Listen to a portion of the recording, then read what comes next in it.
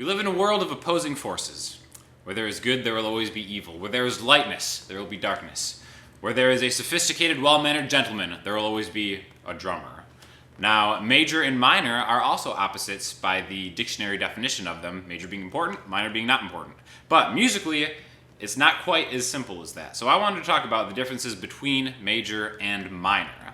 Now, it's not as simple and black and white as that, because we have to know if we're talking about a chord or a scale. So for instance, like an E major chord looks like that. An E minor chord looks like that. Now there's very little difference, it's just one note. In fact, you might think, just by looking at the shape, that you're just taking something away to go from major to minor. But what you're really doing is you're just changing part of the chord. So the quick definition is minor is really just major with a flat third.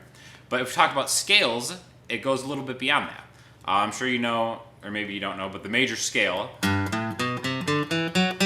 right now I'm just playing G major. Now guitarists have a kind of unique advantage to some other instruments because we can learn with shapes. So the major scale looks like a shape, like you see here. So the notes would be G, A, B, C, D, E, F sharp, and then another G.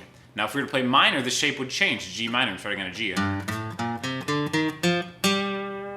But what's really happening, you can see these as two completely different shapes.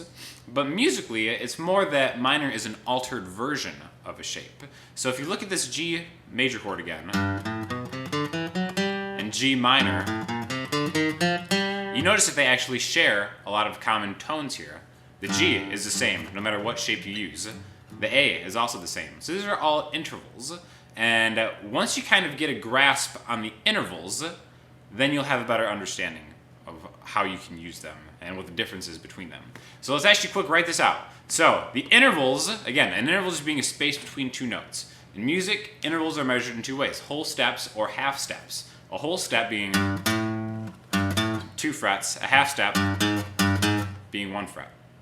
So if we write out the notes of G major, G, A, B, C, D, E, F sharp, G, we can see that there are spaces between some of these notes. For example, between G and A, there's a G sharp. We're not even going to play that. We're going to jump a whole step. So there's a pattern that we can use. Whole, whole, half, whole, whole, whole, half. Okay? So, whole, whole, half, whole, whole, whole, half. It's kind of a mouthful, but it's really important, actually. If we look at the minor scale notes of this, here, I'll just play the G minor shape again. We've got a G, an A, an A sharp, and B flat. This would technically be a B flat, a C, a D, an E flat, an F, and then another G. Now this has a different set of intervals that goes with it. So let's just look at the set here. Whole, half, whole, whole, half, whole, whole. Now, looking at these two, there's actually a way that you can make these two line up to say the same thing. And that's where it can be kind of confusing between what's the difference between major and minor, because minor is actually the major scale just starting on a different interval. So let's actually do something with a little bit easier notes to talk about. So the C major scale is just C, D, E, F, G, A, B, C. There's the shape. And here's the interval kind of showing you the notes. Again, the way you get those notes is just you start on a C, go whole step, half step, whole step, whole step, whole step, half step. Now, if we were to start on the 6th note of that, 1, 2, 3, 4, 5, 6, you'd see an A. Now, if we did the minor scale interval we talked about in the G minor scale, but started on A, it would give you an A, B, C, D, E, F, G, A. So as you can see, the notes in C major and the notes in A minor are the exact same notes. We're just starting on a different one. So the minor scale is actually inside of the major scale. Now the difference is if you play A minor, or you play it starting on a C,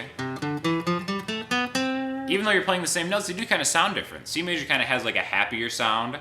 A minor has kind of a sadder sound. That's why you might just be like, okay, if you're trying to describe it, C major sounds happy, and A minor sounds sad. I mean, as accurate as that is, you know, people can kind of interpret sounds differently.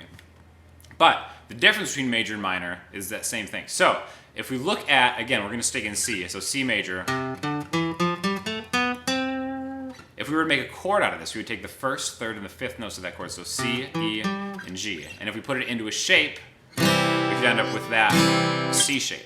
Now, if we were to take the minor scale and take the first, third, and fifth notes of that, look at A minor, 1, 3, 5, that would give us this shape, A minor. Now, another way we could look at that is just think of it, pretend that you were in A major. So you'd have the first, third, and fifth of an A major, A, C sharp, E. That would give you a A major chord. Now if you wanted to make that minor, you would just flatten the third, which means you would take that C sharp and turn it into a C. So shape-wise, chord shape-wise, you go from A major to flattening the third to A minor, and that really changes how the chord sounds. It also changes what key you're in. That's why in a lot of songs you won't see the same note have a major or a minor chord, both of them in the same song, if it's in the same key. Now there are exceptions to that, where maybe some song will kind of... It doesn't necessarily sound bad having them in there, but you are kind of making a key change and you're fundamentally changing the notes of the song. So the difference between major and minor in a chord is a chord that is minor has a flat third. Two of the three notes are the same, but the one in the middle, the 3, is flattened because you're using the minor scale. In a scale, the difference between major and minor is the major scale, but you're starting it on the 6th note. So hopefully that's helpful.